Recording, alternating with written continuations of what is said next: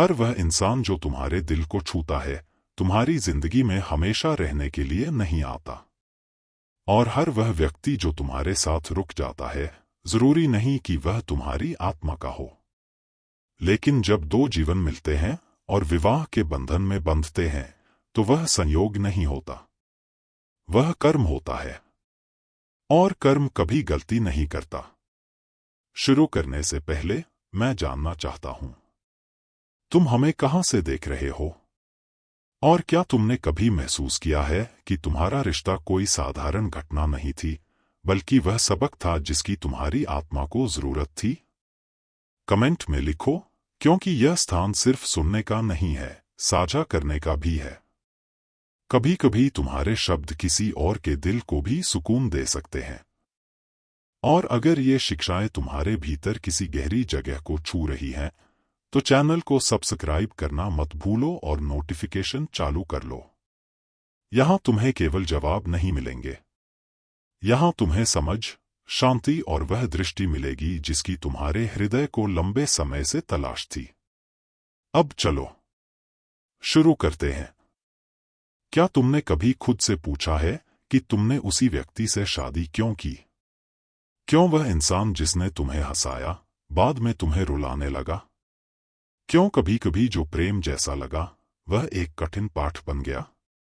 बौद्ध दृष्टि से विवाह केवल भावनात्मक या सामाजिक अनुबंध नहीं है, यह कर्म की गहरी अभिव्यक्ति है, अधूरे अनुभवों की गूंज है, या तो किसी पुराने चक्र की पुनरावृत्ति, या फिर जागरण का अवसर। कई बार हम किसी से इसलिए नहीं जुड़ते कि वह हमें क्या देता है, बल्कि इसलिए कि वह हमें क्या दिखाता है। हमारी चोटें, हमारे आसक्ति, हमारे पुराने पैटर्न। और हाँ, यह पीड़ादायक हो सकता है, लेकिन अक्सर वही पीड़ा आत्मा के विकास के लिए आवश्यक होती है।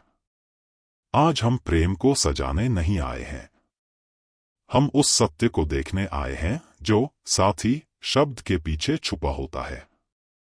बीते जन्मों की आत्माएं जो वर्तमान में मिलती हैं, टूटे वादे जो पूर्णता चाहते हैं, और वे आत्माएं जो प्रेम के लिए नहीं बल्कि स्पष्टता के लिए लौटती हैं।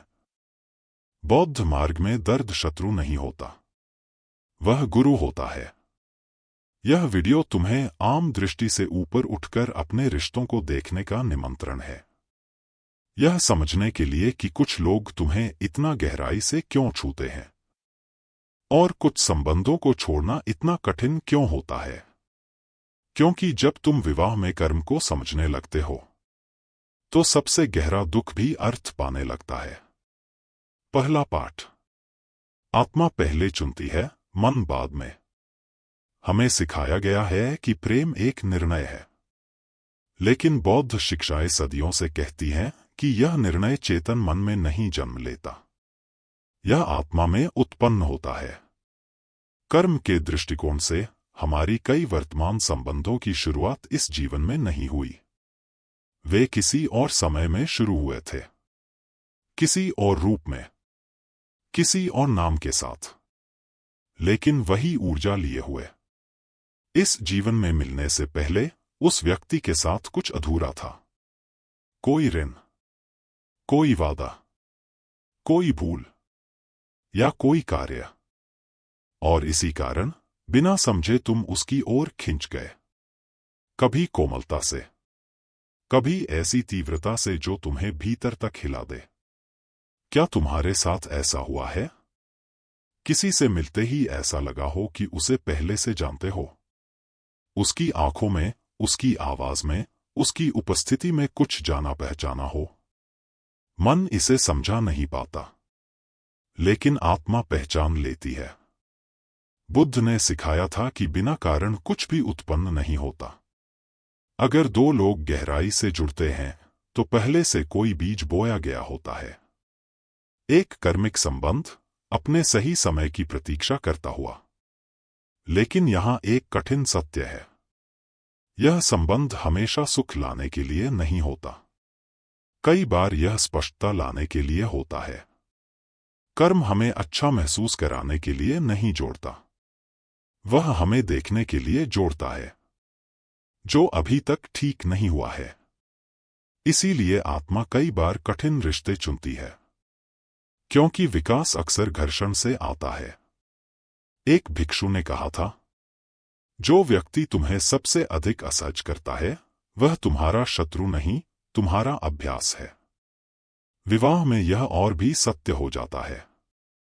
तुम केवल सुख साझा करने के लिए नहीं जुड़ते, तुम अपने भीतर और दूसरे के भीतर टूटे हिस्सों को देखने के लिए भी जुड़ते हो। अगर रिश्ता गहरा है, अगर जुड़ाव तीव्र है, तो संभव है कि वह पुराने बोझ भी साथ लाए।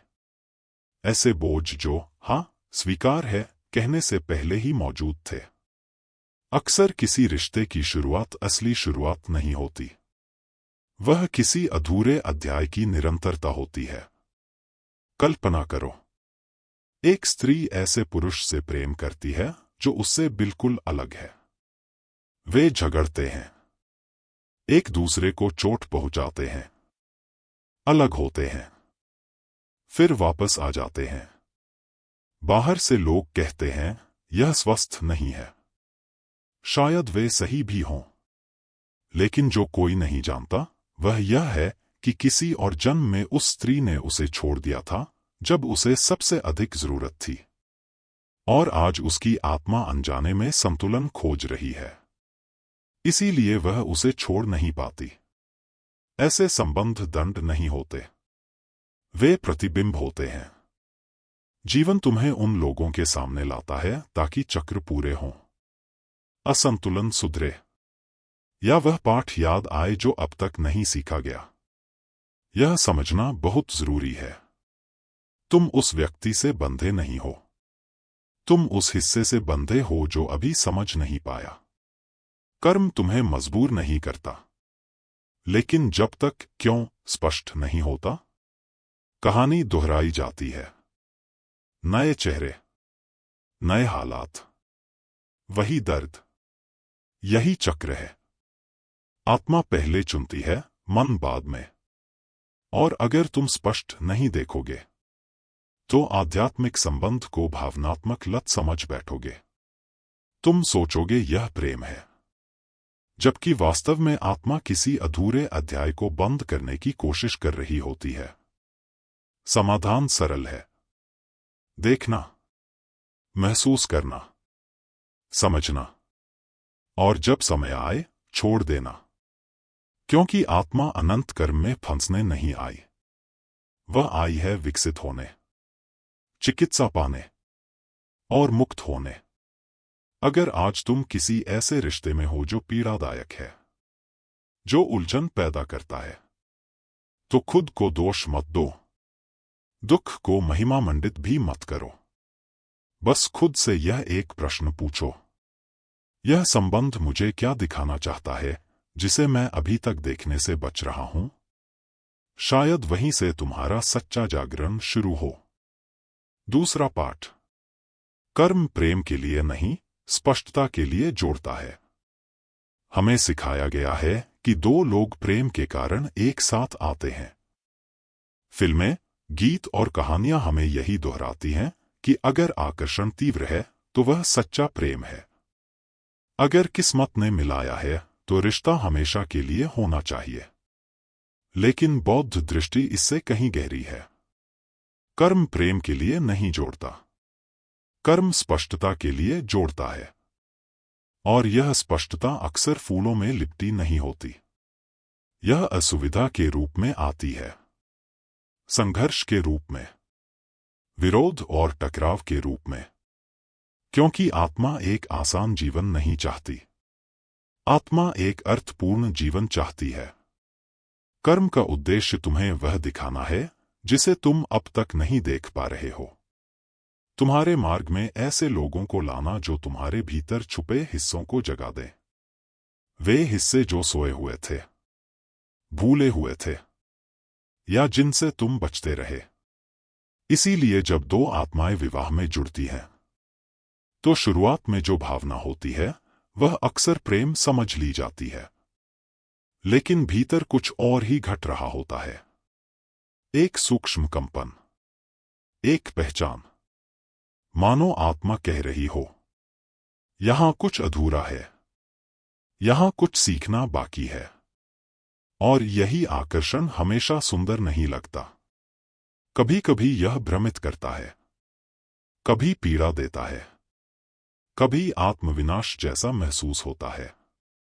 क्यों? क्योंकि तुम हमेशा दूसरे की रोशनी से प्रेम नहीं कर रहे होते।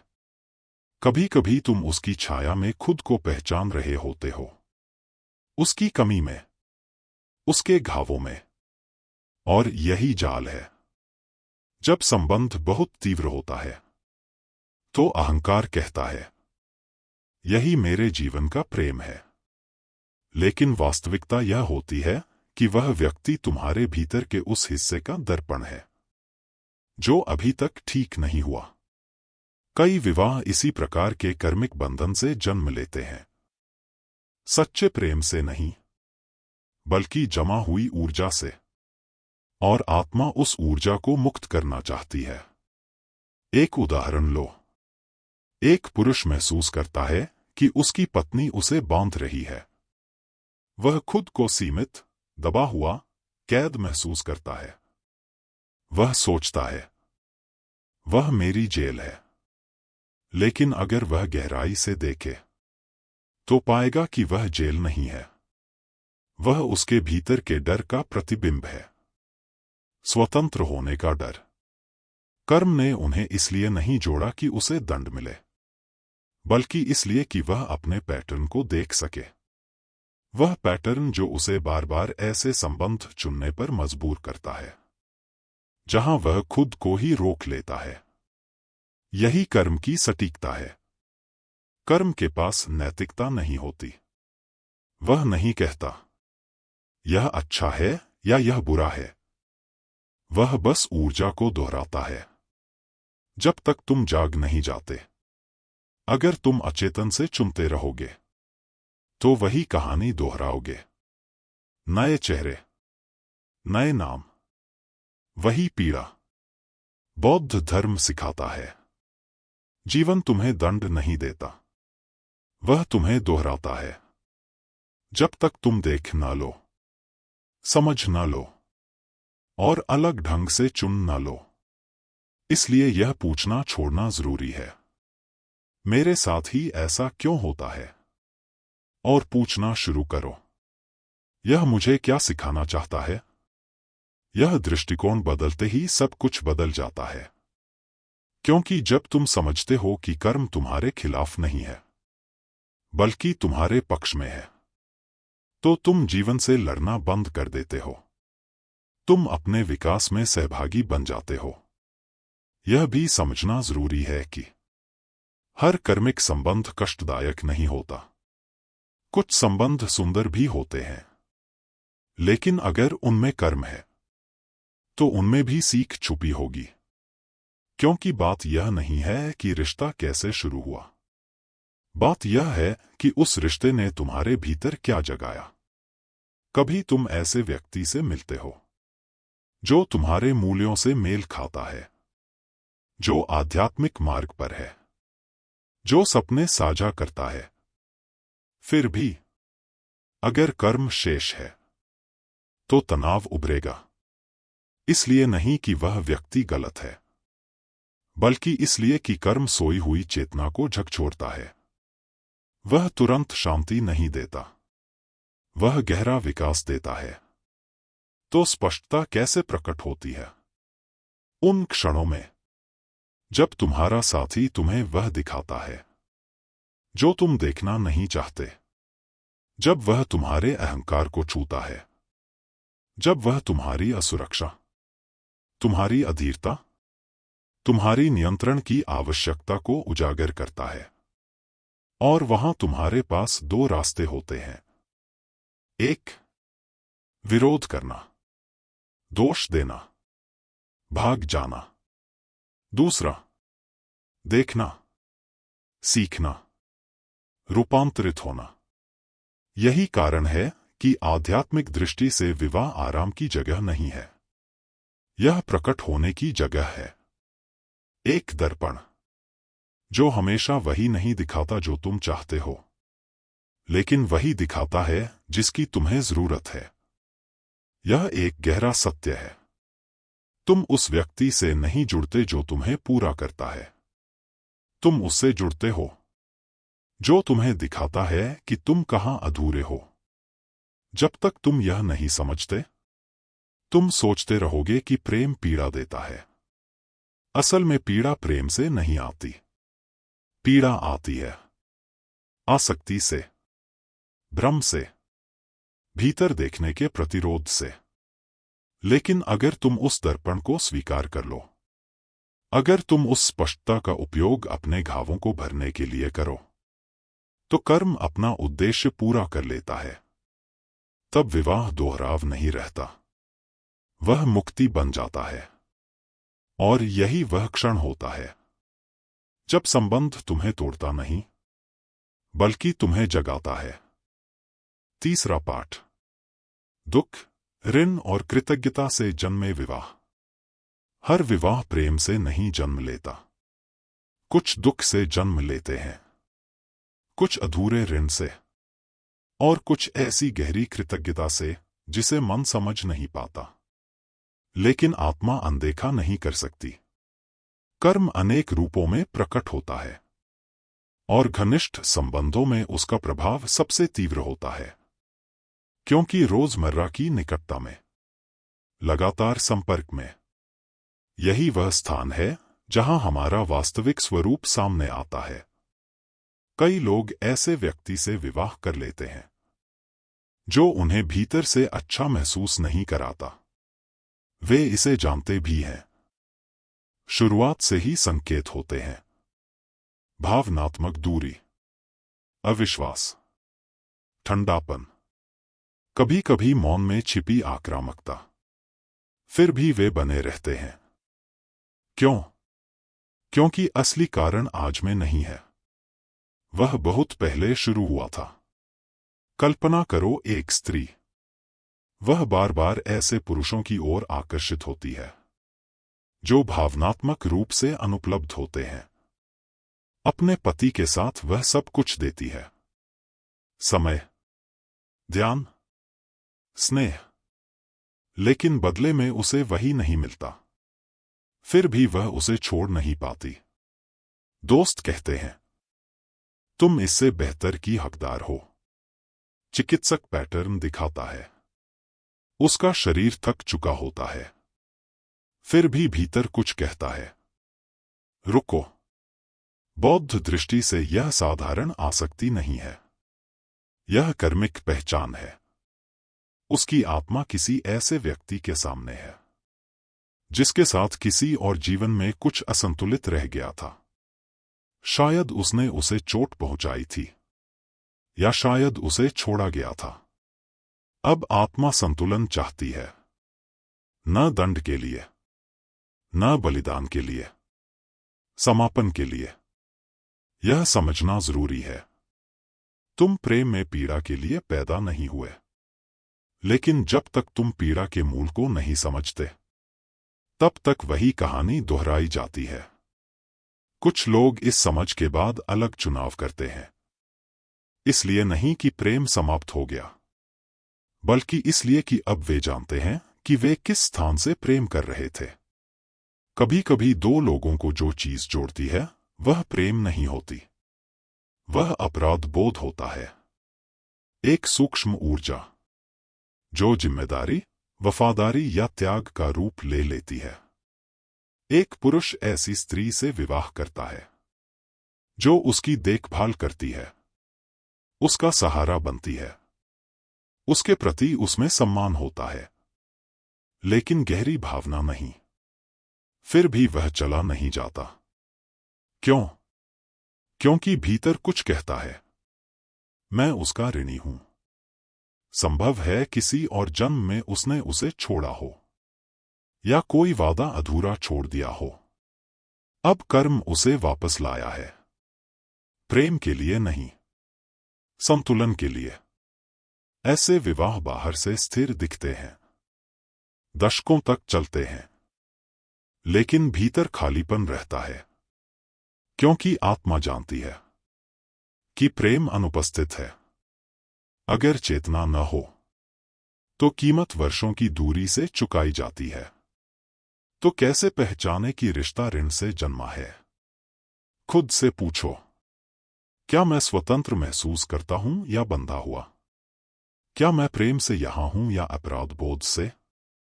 क्या मैं बढ़ रहा हूं या बस सहन कर रहा हूं? अगर उत्तर दूसरा है तो आत्मा शायद अपना काम पूरा कर चुकी है और अब उसे करुणा के साथ छोड़ने की जरूरत है। एक और प्रकार का बंधन होता है आत्मिक कृतज्ञता से जन्मा संबंध। कभी किसी और जीवन में किसी ने तुम्हारी रक्षा की थी, तुम्हें बचाया था, तुम्हें वह दिया था जो कभी भुलाया नहीं जाता। इस जीवन में आत्मा उसे ढूंढती है, न चाह से, न आसक्ति से, सम्मान से। जब वे मिलते हैं तो वहां शांति होती है, निष्ठा होती है, लेकिन आवश्यक नहीं कि वहां दाम्पत्य प्रेम हो। यही भ्रम पैदा करता है, क्योंकि ऐसे व्यक्ति को कैसे छोड़ा जाए जिसने सब कुछ दिया? यहीं कई लोग अनंत त्याग के जाल में फंस जाते हैं। वे कृतज्ञता को आजीवन प्रतिबद्धता समझ लेते हैं, लेकिन यह अधूरा प्रेम है। तुम किसी के प्रति गहरी कृतज्ञता महसूस कर सकते हो बिना अपना पूरा जीवन उसके साथ बांधे। कृतज्ञ प्रेम हमेशा रोमांटिक प्रेम नहीं बनता, और यह भी विकास है। आत्मा को रुकने की जरूरत नहीं, उसे पहचानने, धन्यवाद देने और आगे बढ़ने की जरूरत है। अब यह सुनो, चाहे तुम्हारा विवाह दुख से जन्मा हो, ऋण से या कृतज्ञता से, महत्वपूर्ण यह नहीं कि वह कैसे शुरू हुआ। महत्वपूर्ण यह है कि क्या उसने अपना आध्यात्मिक उद्देश्य पूरा कर लिया है। अगर उद्देश्य पूरा हो चुका है और तुम फिर भी वहां हो, आदत से, डर से या भ्रम से, तो कर्म समाप्त हो चुका है। अब जो बचा है वह चुनाव है। कर्म जोड़ता है, चेतना मुक्त करती है, और जब तुम यह समझते हो तो तुम्हारी कहानी बदल जाती है। इसलिए नहीं कि तुम अतीत को मिटा देते हो, बल्कि इसलिए कि पहली बार तुम उसे समझते हो। चौथा पाठ, जब विवाह दर्पण बन जाता है। कहा जाता है कि तुम उस व्यक्ति से विवाह करते हो जिसे तुम प्रेम करते हो, लेकिन जो बात कम ही कही जाती है वह यह है कि अक्सर तुम अपनी चोटों, अपने खालीपन और अपने अधूरे हिस्सों से भी विवाह करते हो। बौद्ध दृष्टि से विवाह केवल दो व्यक्तियों का मिलन नहीं है, यह उस आंतरिक अवस्था की सबसे सटीक अभिव्यक्ति है जिसे तुम्हारी आत्मा सामना करना चाहती है। क्योंकि तुम भले ही सोचो कि तुम किसी और के साथ हो, असल में तुम एक दर्पण के सामने खड़े हो। एक ऐसा दर्पण जो हमेशा वह नहीं दिखाता जो तुम देखना चाहते हो, लेकिन वही दिखाता है जो तुम्हें सबसे अधिक देखने की आवश्यकता है। और यह प्रक्रिया अक्सर पीड़ादायक होती है। एक स्त्री ने एक बार कहा, मेरा पति हर समय मेरी आलोचना करता है, मैं उसके लिए कभी पर्याप्त नहीं होती। चिकित्सक ने उससे पूछा, क्या तुम खुद को उससे मिलने से पहले भी अपर्याप्त महसूस करती थी? वह चुप हो गई, और उसी मौन में उत्तर छुपा था। समस्या उसका पति नहीं था, समस्या वह भावना थी जो पहले से उसके भीतर मौजूद थी। विवाह ने उसे पैदा नहीं किया, विवाह ने उसे उजागर किया। यही होता है जब विवाह दर्पण बन जाता है। तुम्हारा साथी तुम्हारी असुरक्षाओं को नहीं गढ़ता, वह बस उन्हें सामने ले आता है, और यही गहरा कार्य शुरू होता है। तुम वर्षों तक अपने साथी को दोष दे सकते हो कि तुम ऐसा क्यों महसूस करते हो, लेकिन सच यह है कि वह भावना तुम्हारे भीतर पहले से रहती थी, साथ ही केवल उसे प्रतिबिंबित करता है। एक बौद्ध शिक्षक ने कहा था, जब भीतर शांति होती है तो संबंध में भी शांति होती है। जब भीतर संघर्ष होता है तो दूसरा व्यक्ति युद्ध का मैदान बन जाता है। इसीलिए विवाह सबसे चुनौतीपूर्ण आध्यात्मिक मार्गों में से एक है।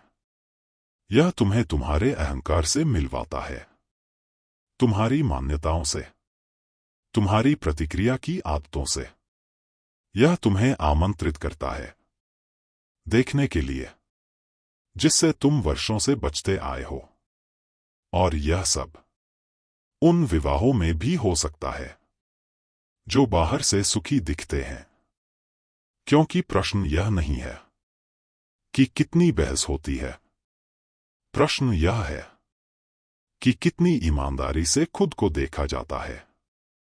कुछ दंपति कभी चिल्लाते नहीं, लेकिन वे भावनाओं को दबाते रहते हैं, सत्य से बचते रहते हैं, दुख को अनकहा छोड़ देते हैं। यह भी आत्मभ्रम है। दर्पण वहीं खड़ा रहता है, धैर्यपूर्वक। तुम्हारा साथी कौन सा दर्पण है? क्या वह तुम्हारे परित्याग के भय को दिखाता है? क्या वह नियंत्रण की आवश्यकता को उजागर करता है? क्या वह यह भावना सक्रिय करता है कि तुम पर्याप्त नहीं हो? जो भी भावना तुम्हारे रिश्ते में सबसे तीव्र है, दुख, चिंता, निर्भरता, ईर्ष्या, वह केवल बाहरी समस्या नहीं है, वह आंतरिक संकेत है। और विवाह उस संकेत को समझने का सर्वोत्तम स्थान है, क्योंकि यहां भागना आसान नहीं होता। तुम आमने सामने होते हो, दूसरे से भी और खुद से भी। विवाह तुम्हें चोट नहीं पहुंचाता, वह तुम्हें उजागर करता है। यह सुनने में कठोर लग सकता है, लेकिन यह मुक्तिदायक है। तुम्हारा साथी यहां तुम्हें हर समय संतुष्ट करने नहीं आया। कर्मिक रूप से वह यहां है तुम्हें वह दिखाने के लिए जिसे तुम अभी तक एकीकृत नहीं कर पाए। कभी वह तुम्हारे अस्वीकार के घाव को छूता है, कभी वह तुम्हारी सीमाओं की कमी को उजागर करता है, कभी वह तुम्हें अनदेखा करता है, क्योंकि तुम खुद को वर्षों से अनदेखा कर रहे हो। इन सभी स्थितियों में दूसरा शत्रु नहीं है, वह संदेशवाहक है। संदेश स्पष्ट है, जो भीतर ठीक नहीं होगा वह बाहर दोहराया जाएगा। इसीलिए कई विवाह प्रेम की कमी से नहीं टूटते, वे चेतना की कमी से टूटते हैं। क्योंकि दर्पण देखने के बजाय लोग उसे तोड़ने लगते हैं। वे पूछते हैं, मैं उसे कैसे बदलूं? जबकि सही प्रश्न है, यह मेरे भीतर क्या जगा रहा है? यहीं से संघर्ष शुरू होता है। लेकिन जब कोई दंपति इस सिद्धांत को स्वीकार कर लेता है तो सब कुछ बदल जाता है। अब उद्देश्य सही साबित होना नहीं होता, उद्देश्य जागरूक होना होता है। वे एक दूसरे को करुणा से देखने लगते हैं। वे समझते हैं कि दूसरे के माध्यम से जीवन उन्हें चंगाई का अवसर दे रहा है। इसका अर्थ यह नहीं कि दुर्व्यवहार सहा जाए या लगातार पीड़ा को सही ठहराया जाए। इसका अर्थ है भागने से पहले देखना, दोष देने से पहले समझना, हार मानने से पहले जागना। क्योंकि अगर विवाह तुम्हें पीड़ा दिखा रहा है तो वह तुम्हारे भीतर कुछ मूल्यवान लौटाने की कोशिश कर रहा है। कुछ विवाह अपना दर्पण का कार्य पूरा कर लेते हैं, फिर वे शांत हो जाते हैं। इसलिए नहीं कि वे असफल हुए, बल्कि इसलिए कि सीख पूरी हो चुकी होती है। अब साथ रहना आध्यात्मिक आवश्यकता नहीं रह जाती, वह केवल आदत बन जाती है। ऐसे मामलों में प्रेम रूप बदलता है। वह रोमांस नहीं रहता, वह कृतज्ञता बन जाता है। और अगला कदम होता है परस्पर मुक्ति। क्योंकि पूर्वी ज्ञान कहता है, जब दर्पण अब कुछ नहीं दिखा रहा तो उसे तोड़ने की आवश्यकता नहीं, उसे प्रेम से छोड़ने की आवश्यकता है। अगर तुम इसे इस दृष्टि से देख पाओ तो तुम्हारा रिश्ता, चाहे वह कितना भी कठिन क्यों न हो, जागरण का मार्ग बन सकता है। 5वां पाठ। वे संबंध जो टिकने के लिए नहीं आते। सबसे पीड़ादायक विश्वासों में से एक यह है कि अगर कोई रिश्ता समाप्त हो गया तो वह असफल था। मानो प्रेम का मूल्य केवल उसकी अवधि से मापा जाता हो, न कि उससे जो उसने तुम्हारे भीतर बदला। लेकिन बौद्ध दृष्टि से समय मूल्य तय नहीं करता, परिवर्तन तय करता है। एक रिश्ता पूरी जिंदगी चल सकता है और तुम्हें कभी भीतर से न छू पाए, और दूसरा कुछ ही महीनों का हो सकता है लेकिन तुम्हें हमेशा के लिए बदल दे। सच्चाई यह है, हर रिश्ता हमेशा के लिए नहीं आता। कुछ तुम्हें जगाने आते हैं, कुछ तुम्हारी शक्ति दिखाने आते हैं, और कई केवल एक कर्मिक चक्र को बंद करने आते हैं जिसे अब समाप्त होना चाहिए। समस्या यह है कि मन छोड़ना नहीं चाहता, वह अतीत को पकड़कर रखना चाहता है। वह उस सुंदरता को स्थायी बनाना चाहता है जो कभी थी, और यही पकड़ सबसे अधिक दुख पैदा करती है। कर्म हमेशा के लिए नहीं जोड़ता, कभी कभी वह केवल तब तक जोड़ता है जब तक तुम सीख न लो। क्या तुमने कभी महसूस किया है कि तुम्हारे भीतर अब देने को कुछ नहीं बचा, फिर भी तुम रिश्ते में बने हो? मानो भीतर कुछ मर चुका हो, लेकिन तुम अब भी पति या पत्नी की भूमिका निभा रहे हो। यह प्रेम नहीं है, यह आसक्ति है जो वफादारी का रूप पहन लेती है। एक स्त्री ने कहा था, मैं अपने विवाह में बनी रही, भले ही मेरे भीतर जीवन समाप्त हो चुका था। मुझे लगा यह महानता है। एक शिक्षक ने उत्तर दिया, यह महानता नहीं थी, यह डर था जो निष्ठा का मुखौटा पहने हुए था। और तभी उसे समझ आया, वह प्रेम के कारण नहीं रुकी थी, वह डर के कारण रुकी थी।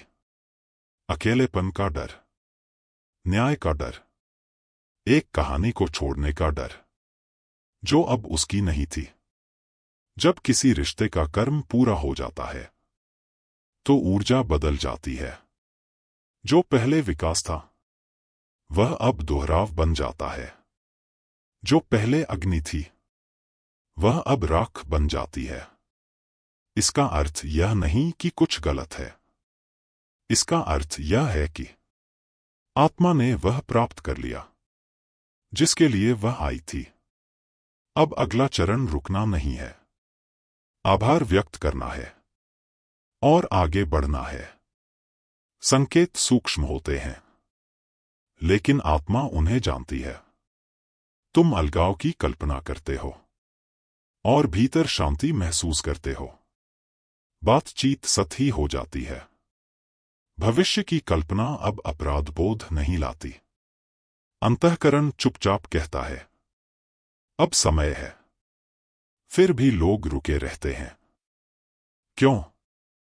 क्योंकि हमें सिखाया गया है कि रिश्ते की सफलता उसकी अवधि से मापी जाती है, न कि उससे जो उसने बदला। लेकिन जब तुम अपनी आंतरिक सच्चाई को नजरअंदाज करते हो तो तुम धीरे धीरे मुरझाने लगते हो। छोड़ना भी प्रेम है। बौद्ध मार्ग पर प्रेम के साथ छोड़ना सबसे ऊंची शिक्षाओं में से एक है। हर सुंदर चीज को स्थायी नहीं होना होता, हर प्रेम को साथ नहीं रहना होता। कुछ प्रेम सिर्फ यह दिखाने आते हैं कि तुम्हें क्या भरना है, क्या चंगाई करनी है, और जब वे यह कर लेते हैं तो वे चले जाते हैं। विश्वासघात से नहीं, पूरा होने से। जैसे कमल कीचड़ से चिपकता नहीं, वह खिलता है और सूर्य की ओर खुल जाता है, वैसे ही तुम्हें किसी रिश्ते में सिर्फ इसलिए नहीं रुकना चाहिए क्योंकि वहीं से तुम्हारा जागरण शुरू हुआ था। तुम्हारी आत्मा आगे खिलने के लिए आई है, और अगर रिश्ता अब यह अनुमति नहीं देता तो छोड़ना असफलता नहीं है, वह विकास है। अंत भी पवित्र हो सकता है। बौद्ध परंपरा में अनासक्ति का अर्थ बेरुखी नहीं है, इसका अर्थ है अस्थायित्व को समझना और अंत को भी सम्मान देना। एक दंपति क्रोध के बिना अलग हो सकता है। वे अपनी कहानी कोमलता के साथ बंद कर सकते हैं। हर अलगाव युद्ध नहीं होता, कुछ आशीर्वाद होते हैं। दर्द होगा, अहंकार प्रतिरोध करेगा, लेकिन उस दर्द के पीछे स्वतंत्रता है। स्वयं के प्रति सच्चे रहने की स्वतंत्रता, डर या अपराध बोध से न बंधे रहने की स्वतंत्रता। और अब अंतिम शिक्षा, कर्म को करुणा से कैसे काटें। किसी न किसी बिंदु पर हर आत्मा यही पूछती है, मैं कब तक इस रिश्ते में रहूं। अक्सर इस प्रश्न के पीछे नफरत नहीं होती, प्रेम होता है, इतिहास होता है, कृतज्ञता होती है, लेकिन थकान भी होती है। बौद्ध धर्म सिखाता है, कर्म क्रोध से नहीं कटता, कर्म करुणा से कटता है। लक्ष्य जीतना नहीं है, दोष सिद्ध करना नहीं है, लक्ष्य है मुक्त होना, बिना घृणा के। कर्म तब तक दोहराया जाता है जब तक समझ न आ जाए। सिर्फ साथी बदलना पर्याप्त नहीं, चेतना बदलनी पड़ती है। भीतर देखने का साहस, असुविधाजनक प्रश्न पूछने का साहस। मैं क्या दोहरा रहा हूं? कौन सी चोट अब भी जीवित है?